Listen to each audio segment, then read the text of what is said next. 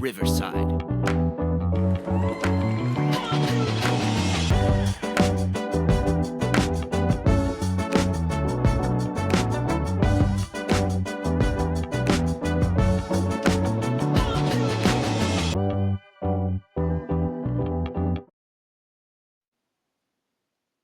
Welcome to Dance Talk with Joanne Carey, where the dance world connects, the conversations inspire, and where we are keeping them real. I'm your host, Joanne Carey, and today I am joined with Jeevika Bhat.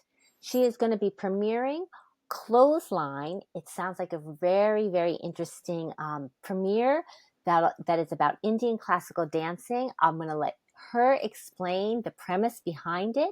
But what I'd like to do is bring Jeevika in so we can start to get to know her. Welcome, Jeevika, to Dance Talk. Hi, Joanne. Thank you so much for having me. Pleasure to be here. You're welcome. Yes. And so I just also want to point out, I know Clothesline, from what I read, uses a sari, right, as its imagery. And some of you are listening right now without video. And Jeevika has a beautiful sari on, from what I can see. I'm always maybe we can dive into a little about that a little bit later too.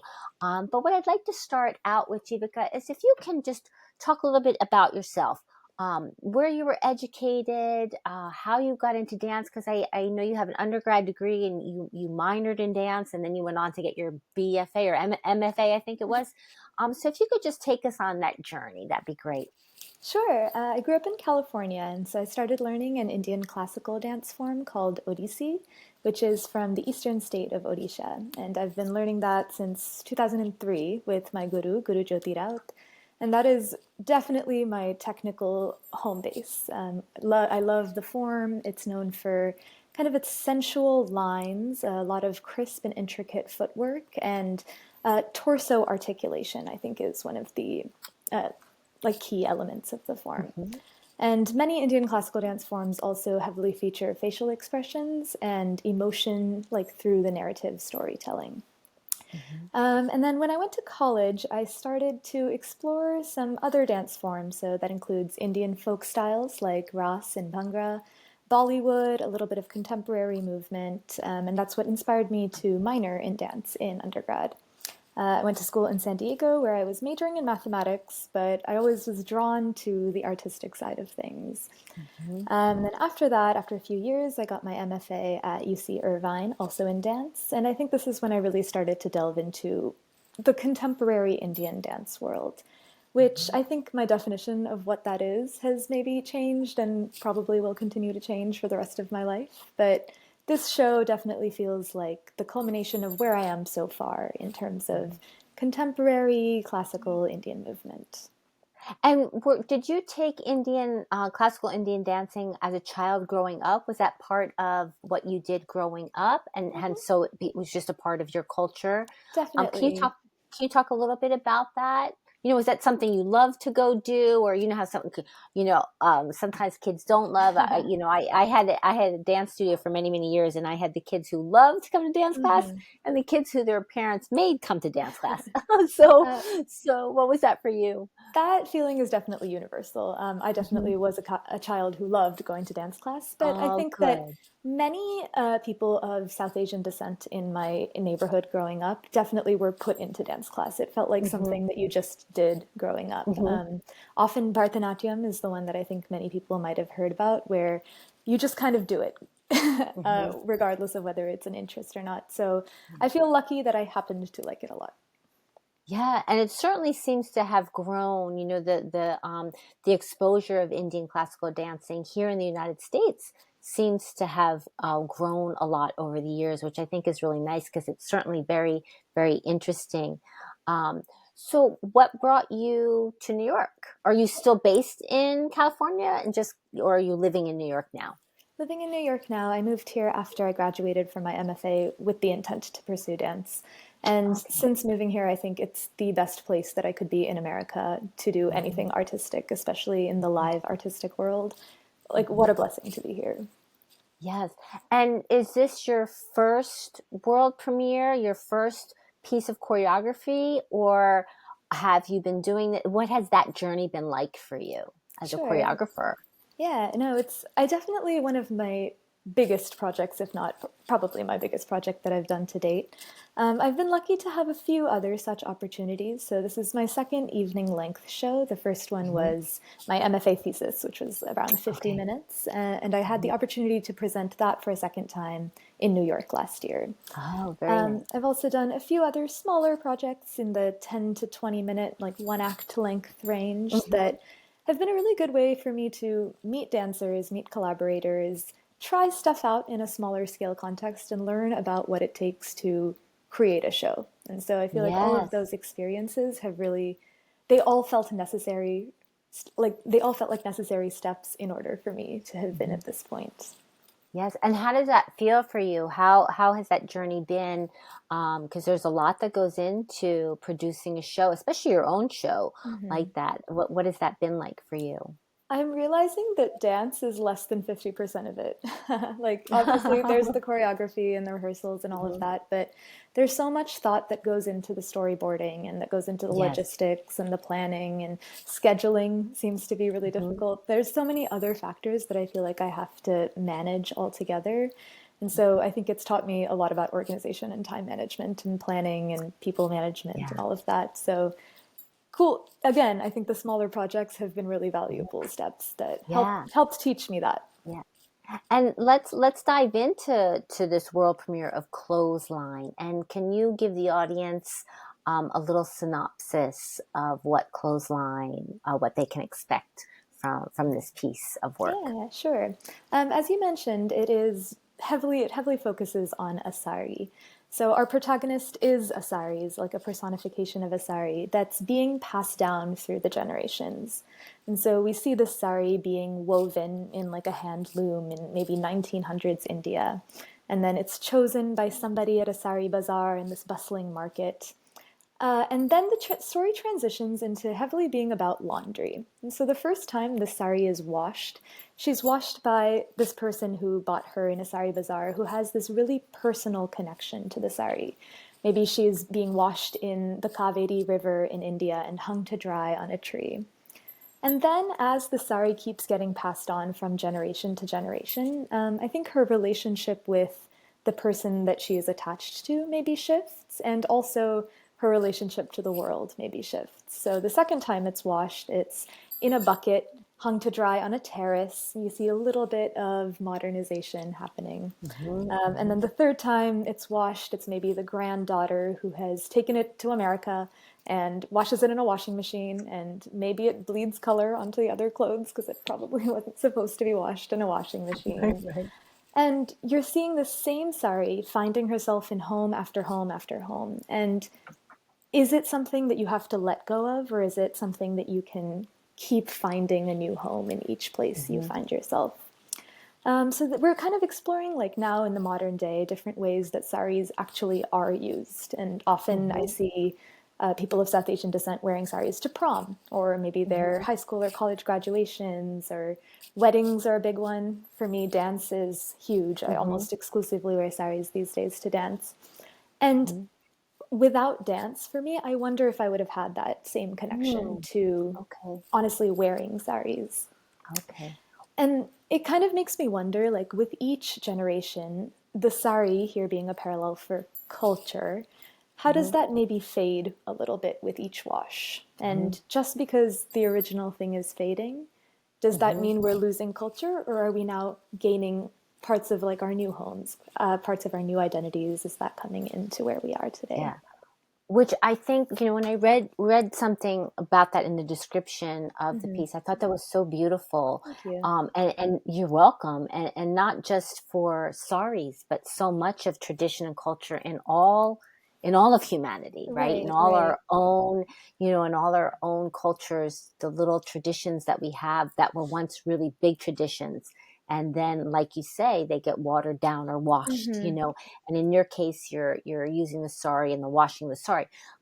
I just want to clarify: is a dancer representing the Hmm. sari, and so how is the audience knowing? Are we seeing? an actual sari first, and then the dancer morphs into the sari, and then that becomes the remainder of the piece, and it's expressed through dance. Can you talk a little bit about that for us? Yeah, sure. There is one dancer. Her name is Shalini Basu, and she is incredible. She has also a background in Odissi, and I think she moves like silk anyway. And so I think she is Oh, the that's a perfect beautiful person. description. Moves like silk. I'm going to write Yeah. that down. Wait, I'm going to write that down. Go ahead, you can continue. Sure. So Shalini plays the sari the entire course of the show. And so there's a little bit of this abhinaya thing that I was mentioning earlier, where we kind of use gestural movement or Hmm. symbolism to show that maybe she's being washed. So for instance, if she's in the river and being Hmm. washed in it, it's Right. kind of the dance interpretation of what that might be Hmm. like. But we also, because she is a person, we also see kind of her feelings about the different Hmm. places that she's in. And so maybe she's happier at first, and Hmm. maybe she's more confused and feels a little bit more isolated Hmm. as she finds herself farther and farther from what home is. And Hmm. it kind of asks the question, like we always talk about how we feel about culture, right? But maybe Hmm. she's representing like what does culture feel about us? How Mm. how is it finding a new home through each Yeah. physical home it finds itself in? Yeah. It's really fascinating. I think it's a fascinating concept. It reminds me of a book, a children's book that I read years and years ago called The Blessing Cup. Have you ever heard of that book? I'm not sure who the author is. It's a picture book, Mhm. and and I don't remember exactly where it takes place, but there's this cup that it's a blessing cup, used in their religious, dinners or Mhm. whatever they were. I don't remember the specifics of the story, but I just remember that it was passed down. And then when they had to move, they made sure they had the blessing cup with them, and the blessing cup had to go with them wherever they went, because wherever they were, they gathered and they used this blessing cup, within their family, within their generations. And so when I read this story, I thought, oh my gosh, it reminded me of the blessing cup. Um, and can you talk a little bit about, I know you said, you wear saris now for dance. So in your day-to-day life, are you and your family, um, more removed from wearing sari and more of the, Western kind of dance, Clothing, yeah, yeah. clothing, yeah, because you grew up here anyway. You grew up in the United States, but did your parents, your grandparents, did they emigrate here? Yeah, both my parents are were born and raised in India, and they moved here in the 90s. And Hmm. these saris that I wear for dance, these are all my mother's saris or saris that were gifted to Oh, her or my wow. grandmother's from both ends, and she Hmm. never wears them. So they were literally in a closet, beautifully color Wow. sorted and organized and never Hmm. being worn. You know, maybe a few times a year for some festival or some Hmm. function. Over the pandemic, I became very interested in learning how to pleat and getting better at making these nice and neat and Yeah. different draping styles. And since then, I'd say probably in the last 5 years, now the saris are used by me more than her, like more than my mother's. Wow. I'd almost like skipped a generation there Hmm. because now I feel like I view a sari as a special occasion item or like, yeah, Hmm. we'll dress up a little bit. But even my Hmm. grandmother's generation, which is, two generations up, this is pajamas. This is comfortable. This is day-to-day Yeah. attire. And so even Yeah. the shift of normal and ubiquitous to special Hmm. and put onto a pedestal, that feels like definitely a difference. Not just here, even in India, I think that it's I was becoming just going to less and ask less you. common. Okay. Yeah. Is it? Hmm. Okay. Okay. Because they are, I find them so extraordinarily beautiful. When I see women in saris, I just think, gosh, they're just so lovely. And can you talk a little bit about perhaps if there is, I don't know if there is, the meaning behind a sari? Is there different colors for different events?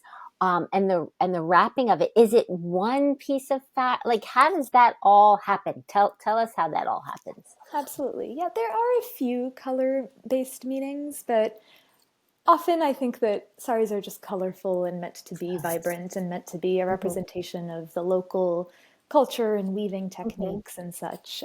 It is one piece of fabric. The one that I'm wearing is 6 yards long, I believe. Okay. There's also a style that is 9 yards long, and these are Hmm. also very, very regional. So very I much what I see. was learning about during the pandemic. Hmm. Each state, even within a state, maybe each region of a state maybe has a slightly different way of tying the sari. And maybe Hmm. that has a relationship to the lifestyle of that place. Okay. There's a style of sari that you can tie that instead of looking like a skirt at the bottom, it actually looks Hmm. like pants. It's like a, you Oh, wrap it okay. around each leg separately. Hmm. And that is used by like in a location in India where a lot of the women were either fisherwomen or I farmers, or they see. were doing a lot of physical activity that Hmm. it is a little bit less wieldy to do it in a skirt. Hmm. And so to realize that this extremely versatile piece of fabric can fit anybody, like this is a Yeah. sari that was not mine originally, but it fit Yeah. whoever its original owner was exactly as well as me, exactly as well as the Wow. next person. And it can be used for dance, it can be used for day to day life, it can be used for farming and everything else. Hmm. I think that speaks to the versatility of the garment. Yeah. And then let's talk about the washing of the sari. So Sure. you said it doesn't get machine washed. So how would your ancestors then wash the sari, and how do you wash them? And do they fade with each washing? Definitely. I think that the original, the picture that we see first in the show of washing it in the river is Hmm. definitely canonically accurate. I mean, that is Hmm. how all laundry was washed, including Hmm. saris. But also, there's different materials that can be used. Like there's cotton and there's silk and there's Hmm. polyester these days and chiffon. And I Hmm. think that each thing has to be treated with its own special type of care. Hmm. These days, I do not wash saris. I dry clean them kind of in Oh, okay. batches, and it's Hmm. a lot of work. I feel like dry cleaning Yeah. feels like a chore to do. And it feels like, in a way, that even though I'm not hand washing this with cold water and using my own hands, Hmm. it's something that you're taking care of it, and it lasts for Yeah. hundreds of years. So. Wow. That's it's just really amazing. What has it been like for you creating this piece? Has it gotten you in has it answered your questions about culture? And what are those answers, or what are those questions that still remain for you as a choreographer and as somebody of Indian descent? What is that for you? Sure. I think that one of the most fundamental questions that I've been asking, not quite answered yet, I have some Hmm. answers, and I don't know if I will fully answer it ever, Hmm. but the question of what is home? Is Hmm. home a place? Is it people? Is it community? Is it a feeling of comfort? Is it even something that is only one? Can you have multiple homes at a time? I've never immigrated across countries, but I have moved Hmm. across the country from California to Hmm. New York. And I think for the first time in my life, I care about home. I think that, Hmm. I've never really felt homesick per se, but Hmm. I'm feeling maybe being here and being in a place where my art is so supported and in a community full of people where I feel like I can explore the questions that I want to. I'm for the first Hmm. time feeling like maybe home is here. And I'm curious about how we can maybe find home wherever we go. And does our identity change based on the place that we are, or were we going to change anyway? I think all these questions are Those really, are really the crux of Yeah. it is like, does our identity fundamentally change as we immigrate or move from Yeah. place to place? Or is it something that is internal, or is it shaped by Yeah. the world around us? Those are big life questions, and I Yeah. mean the fact that you use a sari for as symbolism is Mm-hmm. just really profound, Mm. and then your question about does culture fade with Mm-hmm. each wash? Do you think it does? Have you discovered that as you're working on this piece? And Mm-hmm. as I know as choreographers, we go through a piece, we create it. It's something that we think about, and then we start making the piece. And then as we, rehearse the piece and we're going through the process of it, and then we get to that end point, it's not always what we imagined it to be. It's always so much more. Mm-hmm. But what has that revealed to you working on this piece? Yeah. I think that yes, culture does fade with each wash. Mhm. However, I think that as a society, myself included, we are very quick to criticize and say, like, oh, you've lost this and you've lost this and you've Mm, lost this. And I think that the amount of capacity that we have total probably stays the same. So even if we're losing some aspect of maybe our heritage culture, we're gaining mhm, something from being born and raised in mm, California, for mhm, instance. An anecdote that I like to share is during kind of my interview research phase of this process, I was asking people about homesickness and kind of their experiences with it. And the first person I talked to was my mom, who this mhm. piece feels absolutely dedicated to. Oh, When she went to college, she was living in Bangalore at the time, and then mhm, went to college in Chennai, which is about mhm. a 4-hour train ride away. And Wow. she shared that she was homesick all the time, and she terribly missed home. Mhm, And then later, when she moved to America, which is 20,000 miles away, she was fine. And it's because in that mm. time period, phones became more Yes. normalized. And so Mhm, even though she was physically so much further away, she felt closer because instead yeah. of a week-long letter time-wise away, she was, Mhm, like a millisecond long phone call away. yeah. And in many ways, I feel like we criticize technology and modernization Mhm, because they're taking us farther and farther away from our roots. But maybe there is gain in that. Maybe mhm, there are mhm, ways that we are gaining back something, even if we're losing mhm, something else. It feels like mhm. we're There's a balance. we're Mhm. finding a balance, and that to me feels like the crux of what Mhm. multiculturalism is. Yeah. It's interesting because when I was, preparing to speak with you, my father's family, my Mm-hmm. father's parents emigrated from Ireland. Mm-hmm. And when they came over on the boat and they went Mm-hmm. through Ellis Island. They Mm-hmm. did that whole journey. And when you left Ireland, that was like the end. You left and you never knew if you were going to make that journey back Mm-hmm. to Ireland, Right.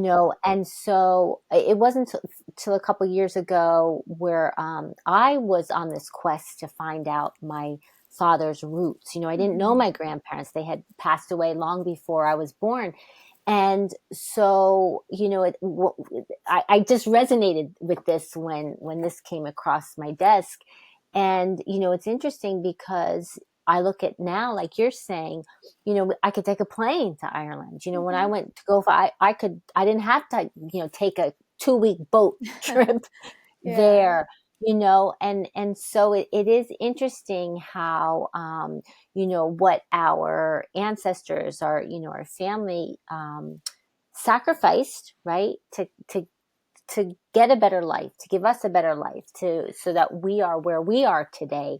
And sometimes it can be forgotten, but it certainly doesn't sound like you're doing that. It really sounds like you're honoring your past, but also celebrating the present and the future, what the future can be, Mm-hmm. through your piece. How do you feel about that? Does that resonate with you at all? Yeah, yeah, absolutely. My heritage is from the state of Karnataka, and so much of the show is in the language Kannada. And Hmm. So to Kannada, explain what that is a little bit. Hmm. it's Kannada is a language that is spoken in the state of Karnataka, and so Okay. much of the lyrics and the music in the show, it's like 90% of it is in that language. Hmm. And my relationship with the language is, I think I used to speak it pretty well as a kid, and I still speak it, but I'm more likely to speak in English if we're Hmm. talking about anything serious. And I started to feel like over the course of this show that we're always talking about culture being lost and lost and Hmm. lost. But just because it's lost for a little bit doesn't mean it's lost forever. Like we Hmm. have access to the internet and we have resources and we Hmm. have ways to relearn things even if we weren't surrounded by them growing up. Hmm. And so a personal kind of takeaway that I had through this was like if I'm doing a show about Kannada culture and about Karnataka dance, let me learn it. So Hmm. I started to learn how to read and write, and I feel like I can do it really slowly now. Hmm. And I'm kind of proud of myself for that because I Yeah. could have done this anytime, and this is what, pushed me to do it. Yes. So yeah, maybe just because we have lost things, whatever, out of your Hmm. control more or less. Right. But Right. I think that you can always be inspired to go back. Yeah. Yeah, I find it what a fascinating piece. It really I think it's a beautiful take on it. You know, and I had written a quote that I was reading from something that I don't know if it was an interview you did, Hmm. and it said we are too American for our home country, Hmm. yet too foreign for America. That plagues many of my second generation immigrant peers. Hmm. Can you talk a little bit about that? And do you address that in the piece? Yeah, definitely. I think that many of my friends and peers have probably written a version of that in their college applications. It's Okay. something that you're like, I feel cultured or connected in some ways to the culture, but when you go to India, people know that you're not from there. But when you're Mm-hmm, here, they know that you're not American. And mm-hmm, it's kind of hard to find where this third culture, like where your place mm-hmm, in that world is. Are you Indian? Are you American? Are you Indian American? mm-hmm, Whatever that mm-hmm, mm-hmm. means. And I feel like I Yeah. felt that way about my form. I love doing Odissi, and I'm, again, will Mm-hmm, always forever be my home base. But I often feel like pure classical Odissi technique mm-hmm, doesn't really encompass me in the same way that modern, Western, contemporary dance doesn't mm-hmm, fully encompass me. And I feel like Indian contemporary movement is my solution to that Venn diagram of my identities. It mm-hmm, feels like I am absolutely drawing from my roots and what I have learned and mm-hmm, my heritage, but I'm also drawing from things that I've learned being here and growing up here and going to school mm-hmm, here and watching Western dance and watching ballet and mm-hmm, seeing all of these different modes of movement because mm-hmm.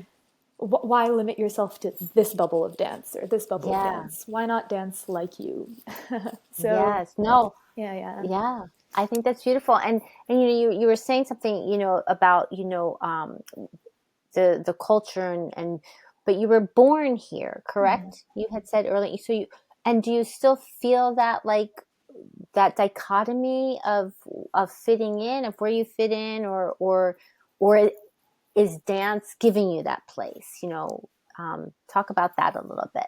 Sure, maybe a bit of both. I grew up in an area where there was quite a large percent of Asian American like Mm-hmm. students in my classes, for instance. And then when I went to grad school, I think that was the first time that I had experienced being the only Indian person in a room. And this was Okay. in our entire dance department. Like I was I pretty see. much the voice of all of India, is what it felt like to me. Okay. And I think that maybe that was something that was on the back of my mind is that like I am representing a culture, even if I don't Mm-hmm. encompass it all. Like, Mm-hmm.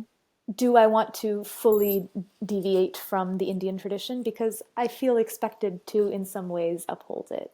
But do I I want see. to pigeon myself into just doing Indian Mm-hmm. classical dance? Also, no, because that's not who I am.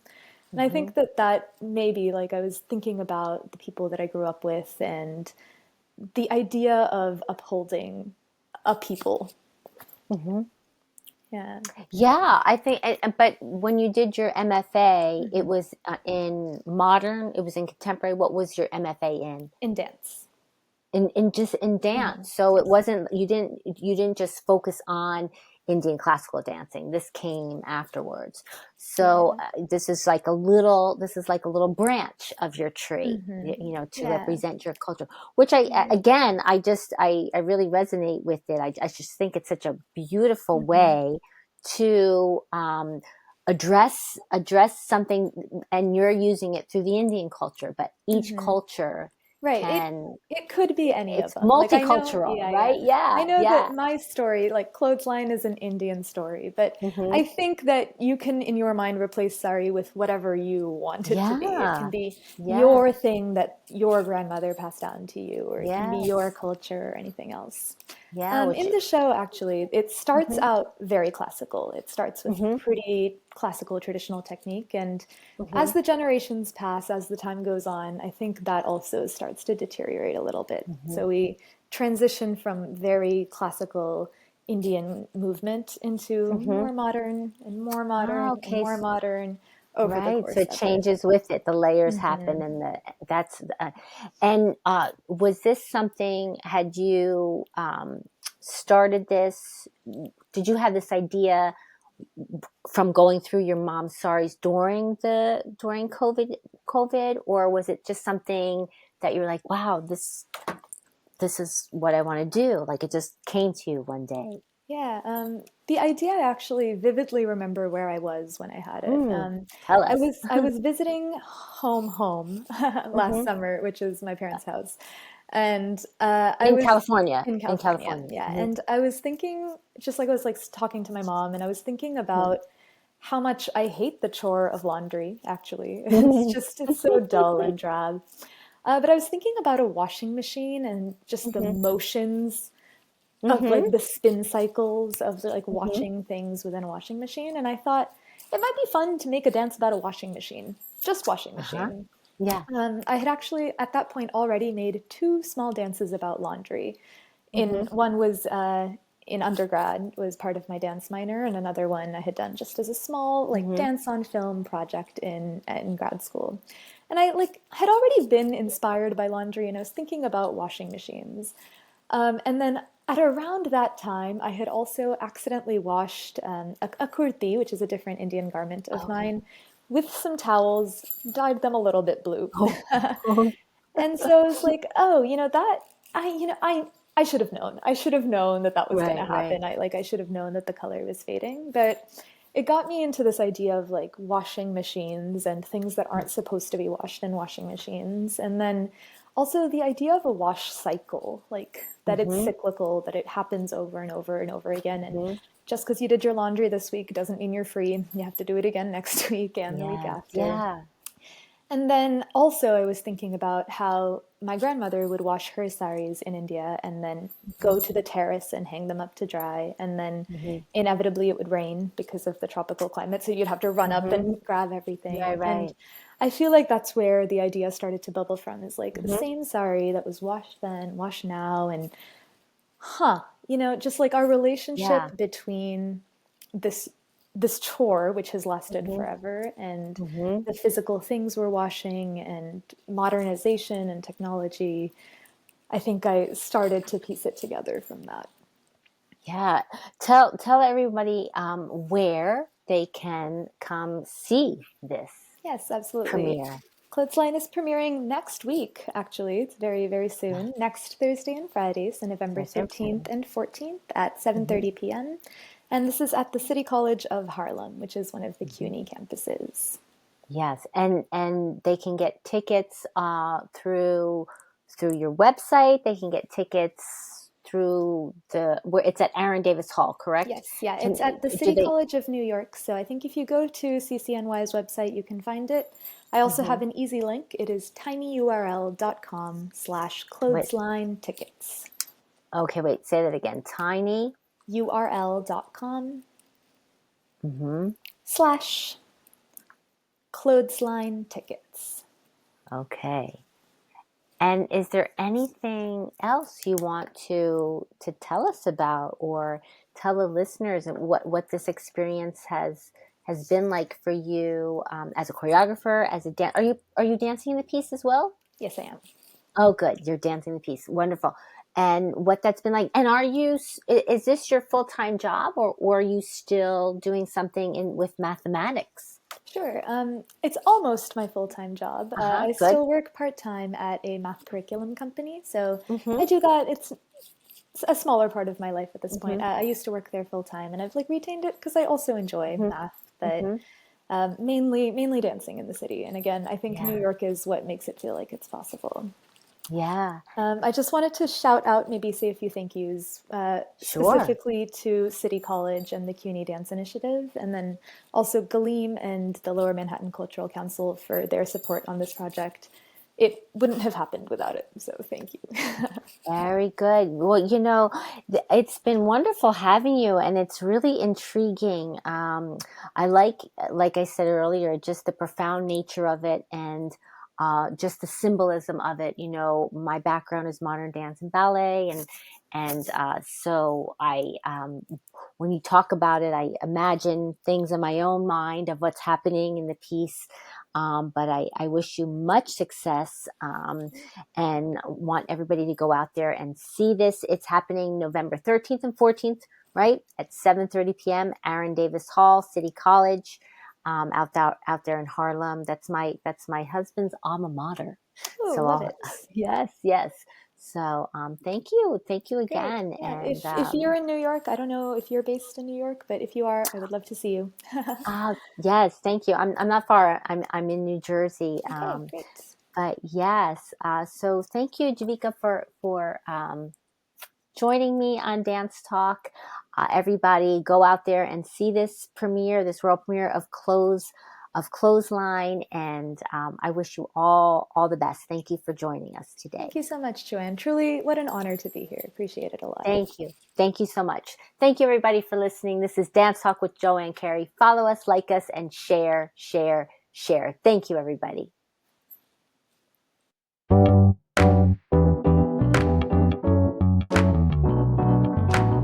Powered by Riverside.